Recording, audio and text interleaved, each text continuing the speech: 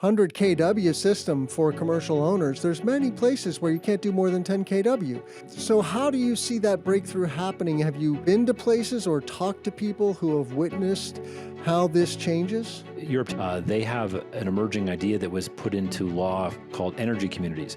And this is exactly what you'd think. This is where a group of people or businesses get together and, in US parlance, they're behind the meter, but it's a group of them and they can trade electricity between themselves however they like, and they just deal with utility at one point as a group. This is going to be a lot like other technology revolutions. You can't put your finger on exactly where it started because it's in a garage, it's in an office, it's in a boardroom, it's in a field, it's in a small hut somewhere, but it's all going to come together towards the same goal, which is we get choice, cheaper, and cleaner for our electricity.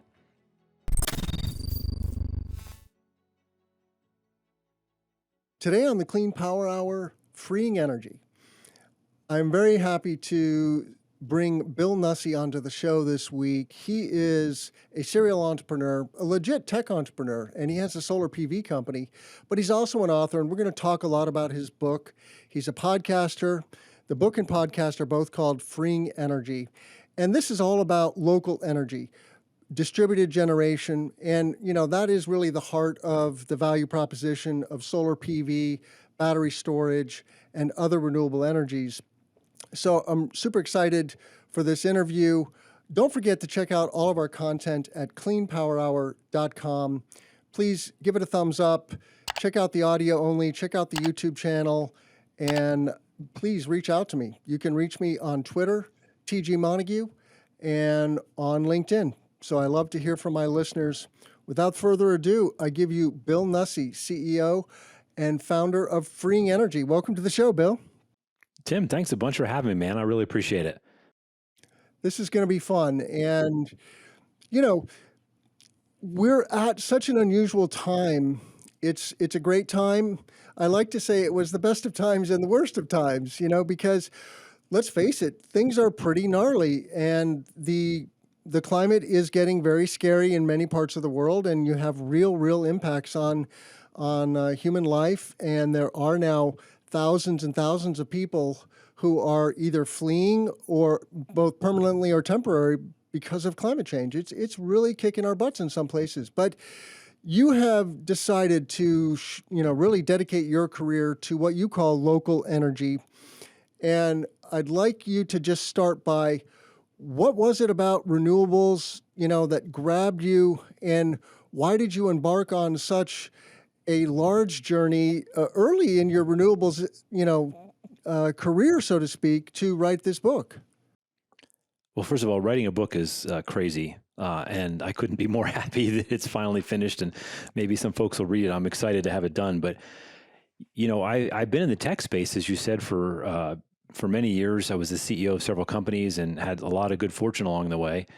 And when I sold my last company, which was sold to IBM and it became IBM's marketing cloud, I took a step back and I thought, what am I going to do for this next chapter or the remaining chapters of my career that can really make a difference? And I looked all over the place and I fell in love with clean energy. And let me tell you why. There's 3 reasons. And I have this rule. If you hear something 3 times or it checks 3 different boxes, then you're getting warmed to the right answer. The first was that I think everyone agrees, and as you opened with, the world needs help. We've allowed our energy systems to run rampant, our food systems. And so the climate, environment, it's not just CO2, it's pollution and other things like that are becoming hazardous to the future. That needs attention. The second thing that I found when I was researching the book was just the fact that there's almost 1 billion people that have no electricity of any kind at all. And if you look at the history of the United States and other places that are developing more recently, electricity is maybe the most singular important thing you can offer because it provides water and education and women's rights. It's a first principle underlying everything. And the third, got to be honest with you, there's a capitalist in here. And the switch to clean energy is arguably the largest business opportunity in history. And in the book, I talk about how over the last 25 years, the total amount of money put into all venture capital was about $1 trillion. For the next 25 years, the smallest numbers for clean energy are in the $15 to $16 trillion range. There is no precedent for the amount of money that will be flowing into this industry in the next decade or two. Yeah, so you've really touched on the crux of people, profit, and planet. That is the wonderful thing I never heard about. that. I like that. Oh yeah, People, profit, planet. I would have put that. I would have quoted in my book. That's a great saying. I it's like uh, that.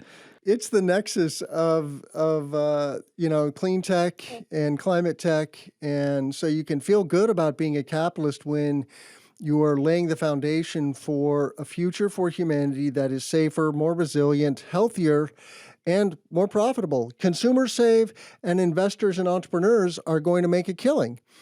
So it really is a very special time. And I hope our listeners, if you're not already an energy professional, will consider getting into clean energy. We need tens and tens of thousands of new people in all walks of life, whether you're a tradesperson, electrician, carpenter, engineer, salesperson, marketer, etc. Anything you can do anything you like, but do it in clean energy because it is a rocket ship and it's an imperative, right? Because we just have to do this in order to step back from the brink. It's not the only thing we need to do, but and then Well, I think that one of the points one of the motivations for the book was that when people think about the urgency, it often results in a politicized discussion, and people have taken sides and really past the point of reason and looking at data and facts. It just turns into a bit of a holy war. And so what I tried to do with the book was bring it all down to not only economics, business principles, but small scale stuff that everybody can get involved with, whether it's a solar lantern in East Africa or it's a campus solar battery system. But everybody can get involved with it if you descale it down from the giant corporations and from the monopoly utilities. And I was trying to create a path, a vision for people that want to get involved to do it and to see that it does touch that third area, which is universal to everyone, regardless of your political party or your ideologies. Everybody wants to spend less money and have a better product. That's almost universal. And I try to touch on that and bring that to the surface in the book above and beyond everything else. Although I feel strongly about all three, the profit is the one that everybody, no matter where they come from, not that everyone agrees you should have a profit, but saving money is always good. yeah, personally, I think every home and every neighborhood should have resiliency with solar and battery storage. We now have the technology. It's just a matter of deploying it and making it accessible. And it is accessible to some consumers now, which is why it's taking off. But it's still not, as you mentioned, there are many people that don't even have grid power. They and they're going to have a gridless future where they will get a small solar array and a battery so that they can have lighting, they can have charging of their electronic devices, and have some semblance of the modern life that we have. It's not until we're without electricity that we really realize, like, wow, this resiliency thing is very serious. And luckily, we are getting some black eyes, like the grid outage in Texas, which shows us demonstrably that this is an imperative. I guess I'm curious, Bill, how quickly can humanity make the transition to local energy, in your opinion?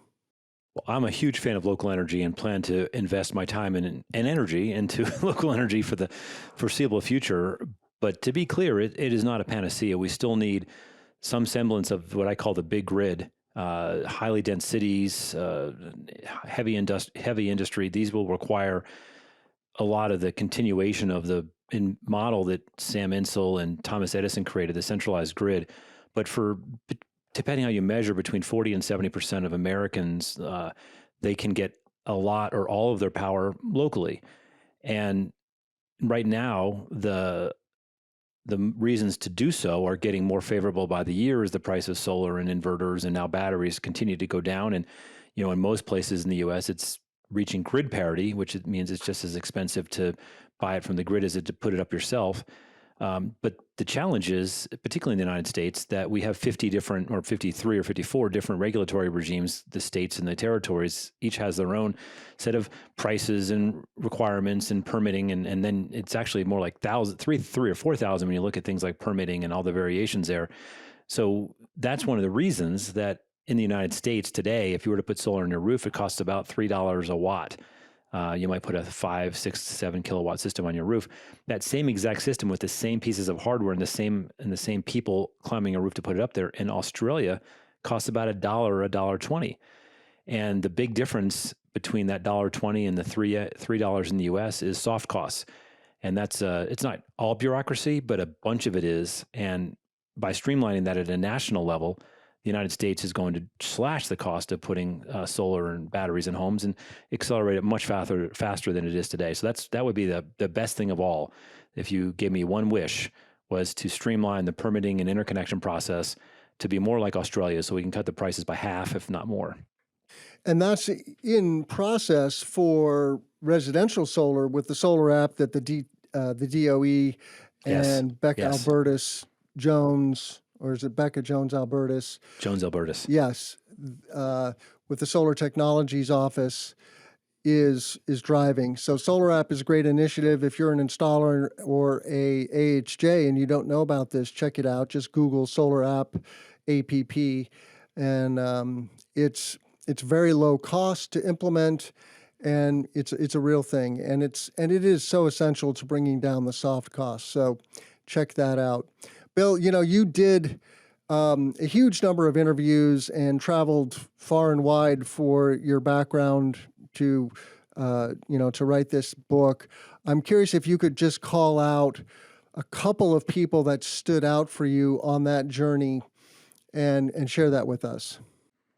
I interviewed, Tim, 320 people, maybe more, depending on if I count generously, across 6 continents. It was a remarkable journey. And probably one of the reasons that I took so long to finish it was that I was so enthralled by these amazing visionary people I met. And there's 60 whose interviews are mentioned or laid out in the book. And there's a few that I think I could mention now that might be relevant and interesting to your audience. But the first one was maybe the most famous guy, certainly my own inspiration, was Amory Lovins, who was the founder and for some time the chief scientist at Rocky Mountain Institute, now called RMI. And he was, through a mutual friend, I was able to arrange to sit down with him. And I told him what I was thinking about doing, writing a book.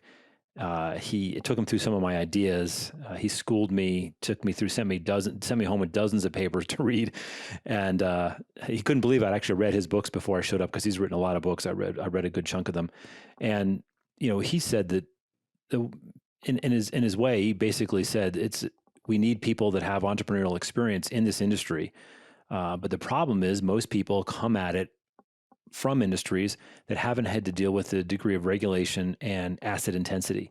And he said that throws off a lot of people who come from maybe the software or tech world. He said, so he tipped his hat to me saying, it's great that you're going to write a book and take a shot at understanding it at first principles before you jump into it. And I thought that was talking about a year. It's been much longer, but he was certainly one of the most inspiring along the way. Some of the other people spent a lot of time in Africa, and people wonder why the book covers, suburban microgrids all the way to Africa. And for me, it was chasing a fundamental underlying pattern that I really hope people pick up when they read the book, which is that the same exact components that are inside a solar lantern in Africa are the identical components to a solar battery system that's powering a city. I've got this solar lantern here behind me, and it always reminds me that this thing has a solar panel, a solar cell in it, and it's got a battery in it.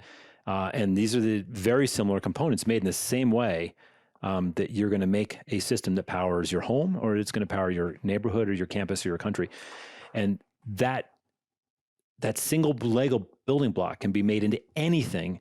And that's why I got so excited, because the more we make of that solar cell or that battery, the less expensive it gets. It's called the learning curve. There's a million different phrases for it, but essentially the more you make of something, the smarter you get about it. And in the book, I love to point out that, if you look at the cost drops, I've got lots of graphs about this. Solar has dropped by far the fastest of any kind of energy. And in contrast, nuclear is dropped the slowest. So think about it this way. In the world today, there's maybe 440 nuclear plants operating over the last 30 or 40 years, and there haven't been many coming or going. In the last 15 years, we've made 120 billion solar cells. right? We made about 500,000 wind turbines. So the economies of volume, the mass production, the learning curve are getting better, and wind turbines are going down in price steadily and predictably. We're making orders of magnitude more solar cells.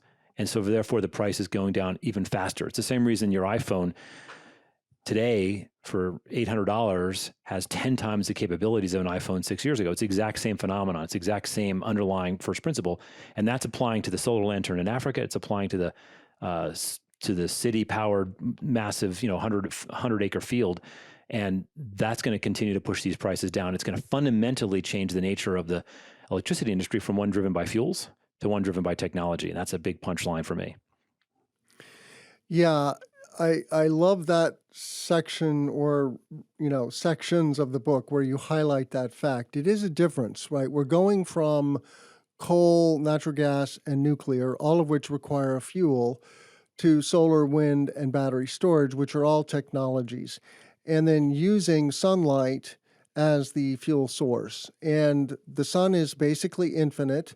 It gives us 10,000 times more energy than we use on an annual basis.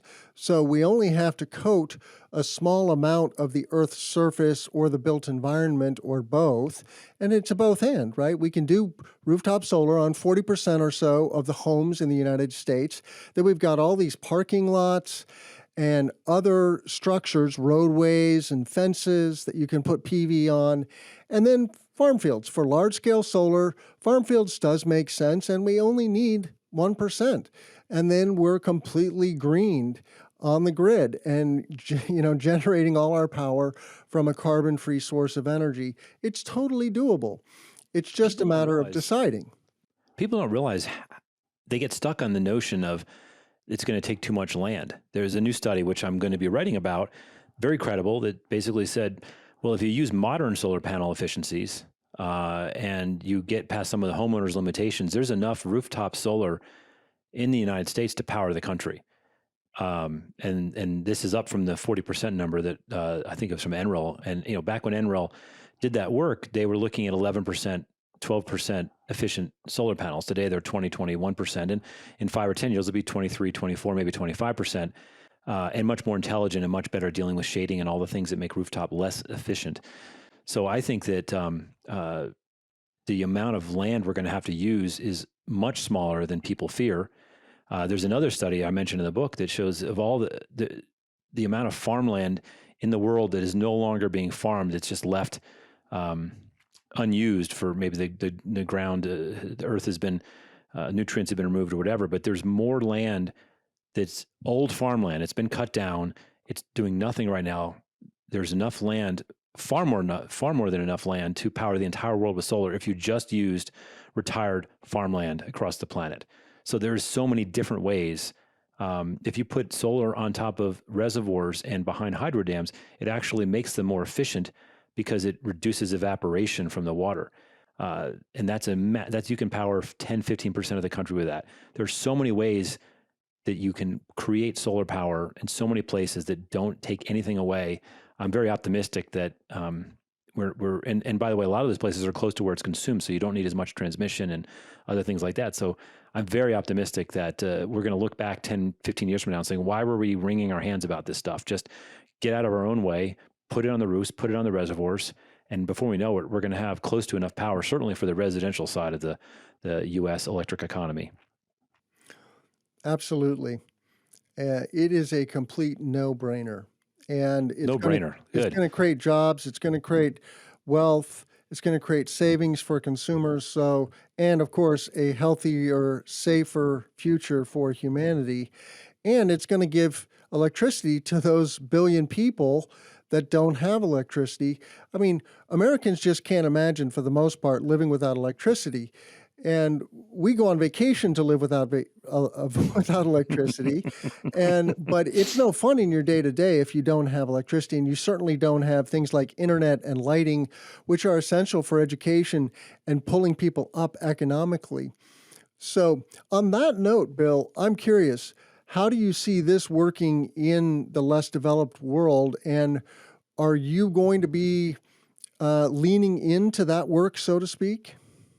One of the stories in the book, I had the opportunity when traveling through Africa a few times while I was writing the book, and I had sat down with one of the leaders in the energy ministry of East African nation, and we were talking, and this country had set out some ambitious goals to balance grid power with the high density urban areas of their country, and off grid power with places that were more rural, and it made less economic sense. And regardless of economic sense, there just wasn't the money to pull the full grid out there. And we were looking at the math, and they said to me, wait a minute, these numbers you're showing me for solar home systems, it would include lights and chargers and also televisions and radios and things like that.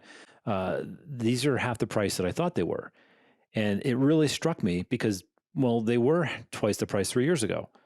And this is, I've been in tech, of course, if I have an iPhone that can have 10 megapixels today, I'm going to have one with 20 megapixels in 3 years. It's just the way it works. But from an energy planning point of view, there's no precedent for the rate of change driven by solar and batteries. And so basically, they did an about face and they said, wait a minute, this off-grid stuff can work way more effectively, more broadly, more cheaply than we were planning. And they subsequently changed their national policy, which is exciting to reflect it. That country is probably one of the more well-run and intentional countries for areas like this. And some of the other countries, it's confusing for them because they have a lot of subsidies coming in from and grants coming in from the international aid organizations, and those are almost always tagged for big grid build-outs. So the short answer is, if we can get some of these nations to really look through the economics, I think we'll see a rapid build-out of off-grid at scale, not just little lights, but full factories and things like that can all operate with solar and battery off-grid. And then if we can get the aid organizations to realize that these systems are real, they're not just toys, they're not just little light bulbs, but they can power juicers and cutters and retail shops. I think a great flood of money will enable this to happen. And this is an area where education, probably even more than policy, is going to make the difference. And I do want to your question, Tim, I do want to play a role in that going forward, although I don't know that it'll be the primary focus.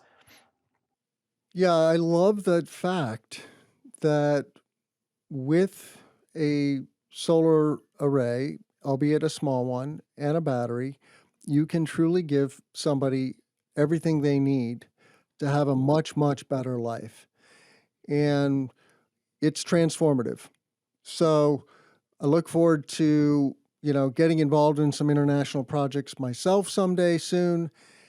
In the meanwhile, here we are. We're about 11 years into the modern solar era in the United States. The industry really took off in 2010. Off-grid was the first, place that solar became useful, but it was too expensive for mainstreaming. Now, solar has come down 90%. The cost of PV is down 90% in the last 10 years, so it's within reach. But meanwhile, battery technology is now viable, so to speak, which is why we see the EV revolution happening before our eyes.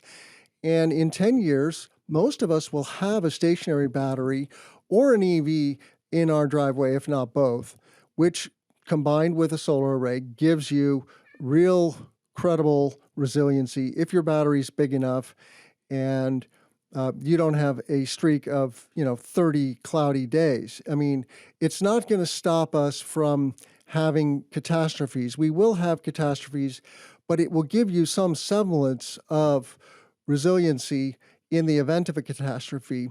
As we saw in Puerto Rico, and you talk about this in your book, when the hurricane decimated Puerto Rico, I can't remember what year that was, a handful of years ago, right? The grid was down for like 6 months in some places. It was down for months and months. And people starve when the grid goes down for an extended period of time. I mean, if the grid goes down in the United States, like universally, something like 3/4 of the population is dead within a few years. That's how dependent we are on the grid. That's what they say. So, what are your thoughts though about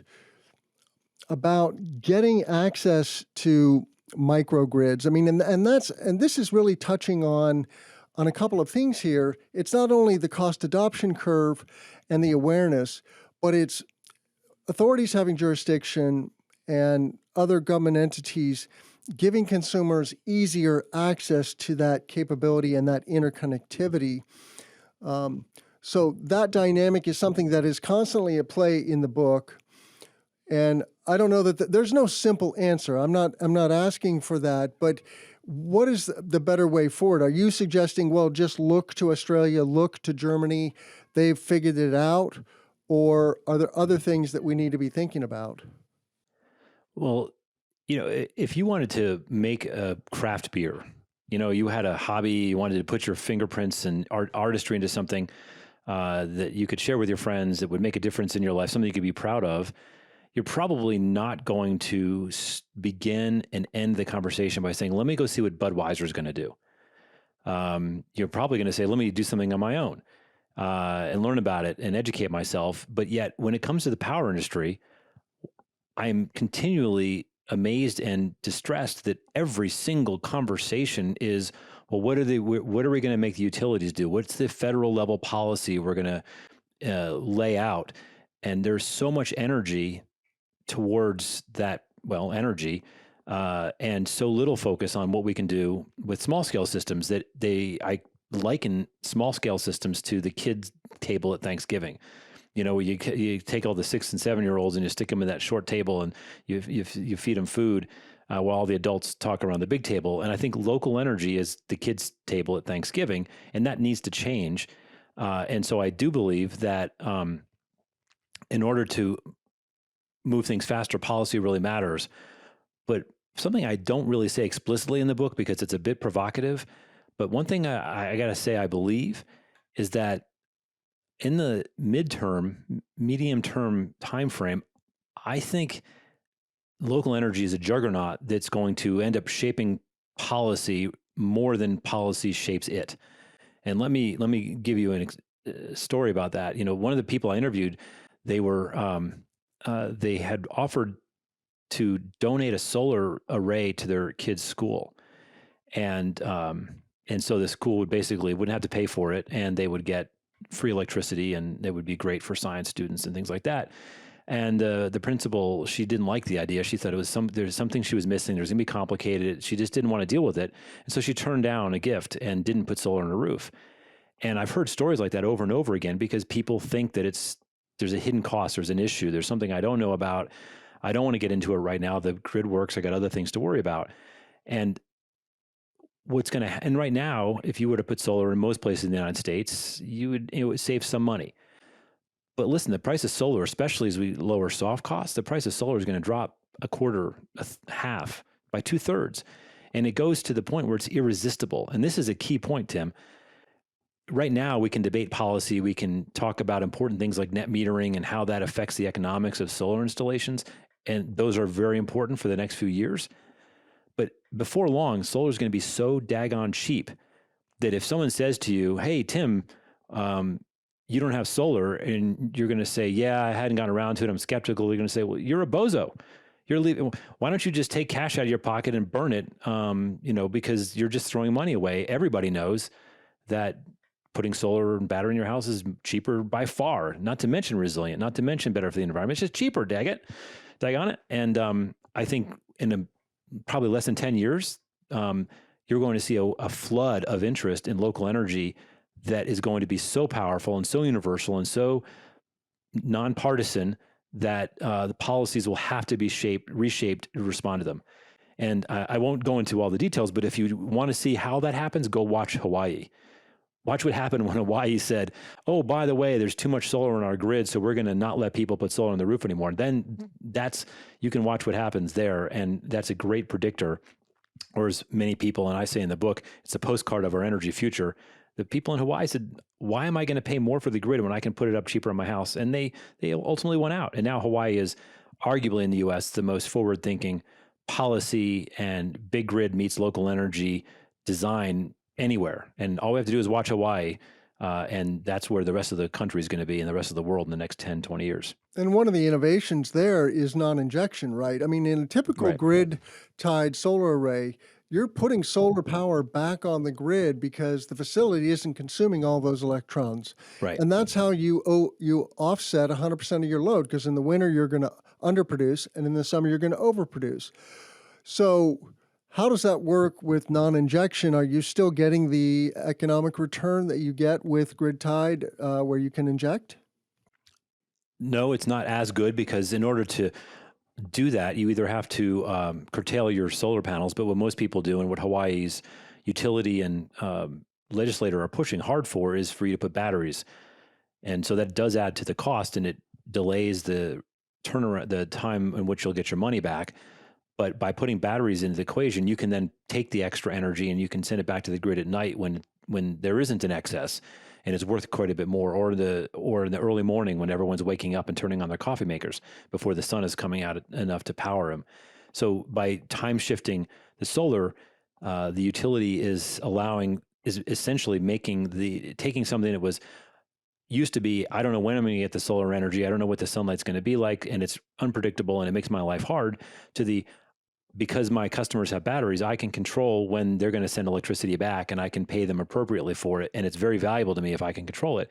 And they just recently, just as the last change I made to the book, just before we locked it down a few weeks ago, was Hawaii just announced a battery program where if you buy a battery, they'll pay $850 per kilowatt hour of your battery. They'll just give you $850 toward the battery, which is fantastic. I mean, that covers most, and in the future will cover all the costs of a battery, because there's so much value to the utility to have control and prediction over when the excess electricity is put back on the grid.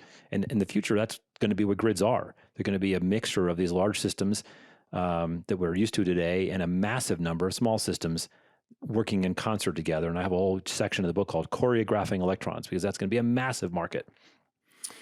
Yeah, you equate the emerging smart grid to the internet. Tell us more about what is the smart grid and what technology exists and what do we still need to invent? Boy, Tim, that's a loaded question, and I love it because it's a straightforward question. First of all, one of the mistakes that people from the tech industry make is they too easily apply the lessons from the internet, say, and apply it to the energy grid. They're very, very, very different. There are some illustrative lessons to be taken away as the way we built the internet to things that might inform how we build the future grid. But to be clear, I think there are more differences than similarities between the two. It's still lessons to be learned. The second thing is the term smart grid has been used for decades. And the idea is that the grid is more intelligent and it can better manage distributed generation and things like that. And there's an old cartoon some people may remember, and it's got two scientists talking to each other, and they've got this blackboard full of all these complicated equations. And then there's the answer down in the bottom right corner. But in between all these calculations and the bottom, it says, then a miracle happens, because no one can figure out how to get all. And so the smart grid is a really good idea, because the only requirement is we have to get every single participant in every single state to agree 100% on all the standards and protocols in order for it to work, which, as long as you're going to believe in miracles, then let's absolutely build a smart grid. But in the absence of, we can't even agree on tariffs or whether we should build solar in a field or not, I don't see us building what has been for years called the smart grid. And there is a useful analog here on the internet. If you look at the early data systems back in the 70s, when people wanted to communicate data from one point to another, they would hire AT&T, and AT&T put together this similar, very top-down, very highly defined, and extraordinarily expensive and inflexible system. So if you wanted to change the system, AT&T had to go in and rewire and rebalance and move things around. And similarly, if you want to put a new wind turbine or large solar array on the on the energy grid, you have to do an interconnection planning, you have to do load planning. And so it's a very slow and intentional process, as any kind of process is that's entirely top down. So while AT&T was expensively, slowly building out this data network across the United States, some military people said, well, gosh, let's do this fun little exercise and see what happens. Let's just do some scenario planning. What if a nuclear bomb takes out part of the US. How's the communication network going to work? And most people know the story. And so a couple wonky scientists went off in a lab and they came up with this crazy idea. It was insane. Rather than a top-down system where everyone controls everything and sees everything at the exact same moment with a singular design, let's have this outside-in system, and we're going to have each node be intelligent, and they can communicate directly with each other. So if the big central data network goes down, we can talk to each other, right? And that's now the internet. I mean, nobody would have predicted this ARPANET, this peer-to-peer system, could have possibly replaced data communications that were robust and built by AT&T and expensive and corporate. And that's exactly what happened. And I will argue that that's exactly the way you can call it a smart grid, it's going to be as smart as the internet, which isn't super smart. It's kind of dumb. The smarts are going to be in your home. They're going to be in your inverter, in your battery. That's where the brains are going to be. And they're going to emerge fighting and kicking to find ways to talk to each other.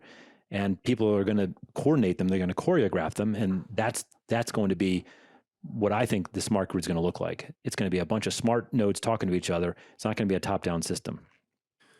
So this brings us to the question of the utility system that we have in the United States. We have what are called regulated monopolies, and there's different flavors. There's investor-owned utilities, there's co-ops, there's municipal utilities, and every utility has slightly different rules about renewable energy. Of course, like the states tend to lay down a foundation with, for example, net metering, and then say, okay, everyone in the IOU territory has to play by these rules, but we're going to accept the co-ops and munis. That's kind of the case here in Illinois, and we have great energy incentives, clean energy incentives for consumers and commercial industrial facility owners and for community solar. But sorry, you're pretty much SOL if you're in a co-op or muni.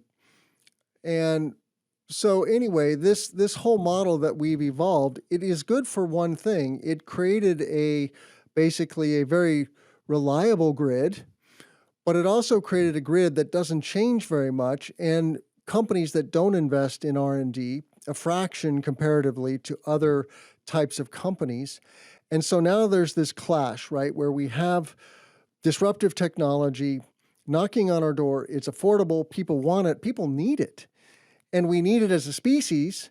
And yet there's this bureaucracy sitting over us going, well, Mr. Consumer, I'm sorry, but you're just not going to be able to get this even 100 kW system for commercial owners. There's many places where you can't do more than 10 kW. And so how do you see that breakthrough happening? Have you been to places or talked to people who have witnessed how this changes? Well, I love that you're an optimist, Tim, because you refer to the people who are putting those systems up as consumers and customers. But as you know, to the utilities, they are ratepayers. That's their job, is to pay bills. Customers are people that have choices. Ratepayers are people that have to pay a bill because they have no choice.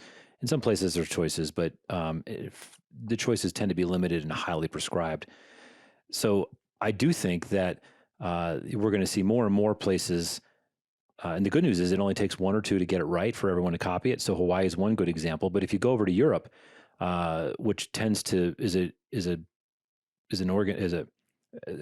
Europe tends to be, I think, very thoughtful about how to balance the needs of the environment with the people, with business. They have an emerging idea that was put into law 7, 8, maybe 9 years ago called energy communities. And this is exactly what you'd think. And they're rolling them out aggressively in Spain and France and a few other places. But this is where a group of people or businesses get together and, in U.S. parlance, they're behind the meter. But it's a group of them and they can trade electricity between themselves however they like. And they just deal with utility at one point as a group. And this gives them a huge amount of flexibility, innovation, and there's been shockingly little in the U.S. media, even in the European media, about energy communities. But this is, I think, a really good example of how one set of countries or one set of governments are leaning into finding a balance with it, embraces renewables, that gives choice and control to people, and yet at the same time respects and acknowledges the fact that we need a big grid to continue operating. And to be clear, when I started writing this book, Tim, I was like, hey man, let's all go off grid. Let's just, everyone's their own. It's like a personal computers will just be independent of the big grid. And the irony is that, again, looking at computers, the world's still full of mainframes. You may not know it, but there's tens of thousands of mainframes doing the most critical things in our economic and financial worlds and things like that. And they didn't go away. And similarly, we're going to need giant centralized power plants and people to run them. We're going to need people to run the wires. So utilities play a very, very strong role. But I do think that the transition to local energy, or reinventing the grid to include a great deal more local energy, is going to be a serious headache for the utilities that aren't as excited about changing the way they've done business for 100 years. There's some leaning into it. Hawaii's a good example. Europe's all over the place. And ironically, some of the places you're seeing the most innovative electricity thinking, this is hilarious, is the oil companies in Europe. They're buying electricity companies left and right. And Generac, the generator company, the backup, they're buying this next generation technology and acquiring companies. And so I think this is going to be a lot like other technology revolutions. You can't put your finger on exactly where it started, because it's in a garage, it's in an office, it's in a boardroom, it's in a field, it's in a small hut somewhere, but it's all going to come together towards the same goal, which is we get choice, cheaper and cleaner for our electricity. Yeah, it's cool to see how technologies become ubiquitous, and solar is not ubiquitous yet. It is ubiquitous in some places. If you go to California, if you go to Colorado or New Jersey or New York, you'll see a lot of solar. But it's kind of like, think back to cell phones, and you give this example. Cell phones were a radical departure from landlines, and AT&T did not understand the ramifications of this for their business, and they basically ignored it and just barely pulled out at the last minute by buying up a cell phone company, right? They were not innovating from within at all, and they were being disrupted. And many companies do go extinct, and you see the oil giants are now getting serious about renewables. Shell now owns Sonnen, for example, the battery company. I just saw the other day that ADT, the security company, now owns a rooftop solar company. And that's they understand that door-to-door model, that direct to consumer. We're going to sell you some widgets and make your home safer. Now it's going to be not only safer, it's going to be more resilient and cleaner. And who doesn't want that, right? And they will sell a lot of solar arrays to their existing base and to new customers. And it's a great package. Now, as far as, the utilities and the big grid goes, one of the challenges that we face as solar industry professionals is that on the large scale, many of the projects that get developed for several years at a time will die on the vine, because the utility is going to say to them, sorry, Mr. Developer, your project is going to cost as much to interconnect to the grid as the entire project costs. Right. And literally 90+% of projects will die on the vine. Is there a way to transcend this situation? Because let's face it, it is an all hands deck. It's a code red moment for humanity. We just can't afford this kind of friction in our economy. And, we are setting some real good goals now to be net zero by 2050. I don't know if the Biden administration is fully going to realize that trajectory, so to speak, but there's, our democracy is fundamentally flawed, Bill, and not prepared for having to make these radical shifts. I mean, we did do it in World War II, but there's a large group of people who are in consensus that it is going to take a wartime effort to clean the grid and net zero the economy. And we're just not on that trajectory yet. We're experiencing very rapid growth, and I'm very excited about that. No, don't get me wrong, right? This is an amazing ride that we're on. But how do we get past all these points of friction? I'm just curious, like, who's really doing that? And because it feels like death by 1,000 cuts right now. I would wish that the people who just got back from Glasgow and COP26, and the people that are so diligently trying to find consensus in Congress right now, I wish they would spend a little bit of time looking at the small scale systems. The problem is that, you talk about democracy, and I think it was Winston Churchill that said that democracy is the worst form of government except for all the rest. And so I don't think that we're anytime soon going to have a better way of solving these problems. We can wag our fingers at it for the time being, because it isn't serving us in something that's important and urgent. Uh, and while we figure out why the politicians and the government leaders and the utilities and public utility commissioners work out how to move this gigantic ball forward, there's so much that can be done in the meantime, especially with small scale systems. But one of the things I got to tell you is a bit of a beef of mine. I'm not a climate scientist, and I've certainly read real climate science, but I certainly couldn't create a new model or anything like that. So I am somewhat at the mercy of people who do this for a living, and happy to be so. But from what I'm hearing is that we need to take big action in the next 10 years, really big action. And there's a sense of urgency behind that that's palpable and growing, and I think frustrated after COP26. But here's the thing. Every conversation I hear about, particularly in the US, says, let's build giant, large-scale transmission. Three-quarters, and the number I saw, three-quarters of the big projects don't make it through the queues, as you discussed, Tim, after years and hundreds of millions of dollars. Right? I hear, well, let's do nuclear. It's the only thing that works at scale. Well, the fastest nuclear test that I'm aware of in the United States is going to happen at the end of this decade, and that's just a test for the NuScale SMR systems. And probably another 10 years, 20 years after that, so you're 20 years out before we're going to see any dent in the nuclear landscape, right? Let's talk about offshore wind.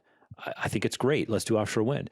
But the time to build, to permit, finance, build, interconnect offshore wind is also a decade, 2 decades away. So nothing, not a single thing that I hear the politicians and leaders talking about can be done in the very same time frame that the politicians and leaders tell us we urgently must act in. And so there is an answer. I don't think local energy could in any way, shape, or form is ready to meet all the world's electricity needs. Don't get me wrong, but it's something we can actually start doing right now. We can start tomorrow. It's easy. We just have to get it. We have to stop getting in our own way. As California, as being one of the leaders in the country on local energy, is now very close to just basically putting it in a chokehold with changing the net metering policies. And so at the very time we actually have something that works. We could put out gigawatts of solar at small scale and community scale. 3 and 10 megawatt plants that are smaller than the giant desert system. We can put them all over the place. We don't have to build as much transmission. We can put them local. This is immediate. It's available, and I'm not aware of any politician or world leader saying, why don't we lean into this while we figure out the big, complicated, hairy stuff that's probably going to be later than we want anyway. And it drives me kind of crazy, and you can hear me getting a little animated about this. All of our conversations are about giant things that take at least 10 years from the same people that say we don't have 10 years to wait. So let's talk about the only thing we can do at scale in 10 years is grid scale solar and small scale solar, and grid scale wind. Everything else is going to take longer. So let's focus on the stuff we've been doing for 10 years extremely well, triple down on the small scale stuff. I think that's the only way forward. And then we can buy ourselves a little time to figure out how to build nuclear plants that are affordable and how to build offshore wind that can get permitted and all that stuff. We need it all. But, nothing's going to happen soon unless we change our approach. Indeed. Well said. Well, let's wrap up with, first and foremost, how can people find the book? The book is coming out, I think, December 7th. Is that right? Yes, sir. Yes. And where will they go to buy the book? You should be able to buy it anywhere you want to buy a book. Amazon's often the most easiest. It's the paperback and Kindle version are available for pre-sale on Amazon now. Just search for Freeing Energy Nussey, Nussey, or failing that, just go to freeingenergybook.com. It has its own URL. And so that has a background in the book if you're interested in learning more about it. And it has some links to being able to pre-purchase it before December 7th. And I should say also, I am a huge fan of audiobooks because I can listen to them while I'm going to sleep at night. And the book will have an audio book version, which I'm excited about. And the good news is I'm not the one who narrated. We had a professional narrator. He's awesome. So if you like that, if you like to listen, and podcast audiences like listening, we'll have an audiobook available on December 7th as well. Oh, excellent. That's my cup of tea. I love audiobooks. So, we opened the show talking about the existential threat of climate change. There are other existential threats, Bill, and you are a true technology entrepreneur. You work, or I'm not sure. Tell us about Solar Innovations, the tech company that you work with, and then let's have a brief conversation about putting other existential threats in perspective. You bet. So while I was researching the Freeing Energy book, I was trying to find someone that could explain what I call first principles of the price decline in solar. And I found a world-respected scientist who happened to be based here in Georgia, where I live, in Atlanta, and had been part of the original Suniva team and has numerous patents. And we became great friends. He helped me understand the economics of building solar and solar plants and solar panels. And one night over dinner, after that was all finished, we got to talking, and he told me about these great ideas he had. And one of them is a change in the last step of making solar cells that makes them more efficient, more resilient, and lower cost. And we decided to commercialize it. We started a company called Solar Inventions, and we're moving through patents and licensing. And so we've been talking to solar manufacturers all over the world. And that is a fun business. It's really just an IP. It's a IP licensing business. It's not a normal company like the one that you work at or most people work at, but it's a fun business. And I'm excited that we can bring this to the world and make solar cheaper and more effective for everybody. That's my goal. And so that's doesn't take a whole ton of time, but that's a really exciting business. And if we can get it working and licensed around the world, then we will probably have a whole stream of other solar-based inventions behind it, all of which improve on the solar manufacturing process in a way that you would never hear about or see. You wouldn't buy a Solar Inventions panel, but you might buy a panel from some other vendor that has Solar Inventions technology in it, and that would be a big win for the world and for us. But so, can you speak to what that technology is? Sure. It's a little geeky. Essentially, the final step of a solar cell manufacturing is called metallization. And this is, if you look closely at a solar cell, it's got typically silver lines up and down, like in an H pattern.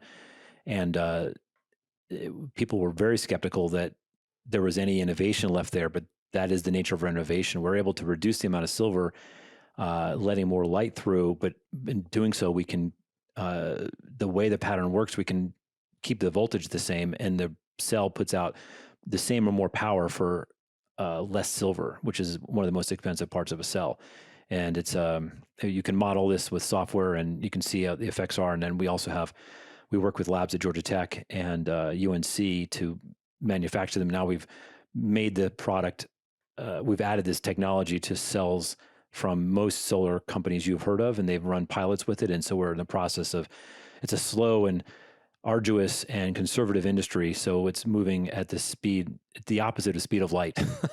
Yeah. But it's been fun. And we've learned a ton about a new branch of physics that I think will allow solar cells to be made a little better, smarter going forward. And one last point about it is essentially what we do is we use the metallization to create electrical subcells.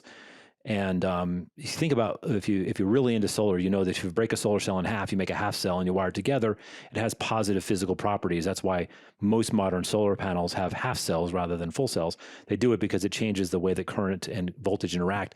Our cells can do that without physically breaking them, is probably the simplest explanation. But there's so much more you can do than just replicating the benefits of half cells that we will get to in the future years, which are more transformative and has, I think, more breakthrough benefits than just the marginal benefits you get from making things half cells or virtual half cells. Gotcha. Very cool. Well, I look forward to learning more about that in the coming years. So, as I indicated, climate change is an existential threat. There are other existential threats that humanity faces in the next 100 years, like artificial general intelligence, which authors like Max Tegmark and Nick Bostrom have pointed out could easily snuff out the life that we now live completely unintentionally. What do you think about that? And in the greater scheme of things, how important is climate change versus some of these other technological advancements that we're on the precipice of that could be existential threats? So I've been in and around artificial intelligence since I was a teenager. I remember programming my first animal game, which is an old, the computer would ask you questions and determine what animal you were thinking. It wasn't real artificial intelligence, but it was the first time someone tried to do that. It was a common program people wrote on these early microcomputers.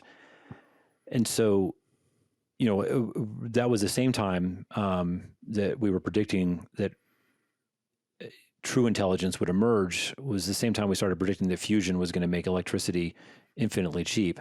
And so for the last 30 or 40 years, we've been watching both fusion and general artificial intelligence make progress, but nowhere near that sort of that singularity that it's so talked about, where it works. In the case of fusion, it becomes cost effective. In the case of AI, it becomes more intelligent and more capable than the human mind. The good news about fusion is that we actually understand every single thing about, or almost everything about, the physics of what goes on in a fusion reactor when you create plasma, et cetera. I don't think anyone has convinced me they understand the first thing about what it means to create actual intelligence. We can mimic it better and better, but the self-aware computer and Terminator and things like that, I think, is further off than most people think. But I think the more important question is, how should we be thinking and preparing today? And the good news about AI is that it's still extremely early. It's very easy to get your arm around the to create legislation because the industry doesn't exist. It's tiny now. It's hundreds of billions of dollars in the scheme of things. It's not like agriculture or energy or travel or things like that. So or healthcare. So I do think that we have plenty of chances to do things about it. But I think we got more time than people think where we have anything really to worry about. I'm much, much more worried about less existential threats in AI, which is wiping out 100 million white-collar jobs, because the nothing that's close to a real intelligence, but nonetheless can do what my accountant does and do what my bank teller does and do what my lawyer does. I think that's actually going to create massive waves of disruption and just compound the growing sense of unease among the middle class that things aren't the way they should be. And I think AI is just going to further define the elites from the real world people. And I think that's a more near-term threat than the emergent threats from general intelligence.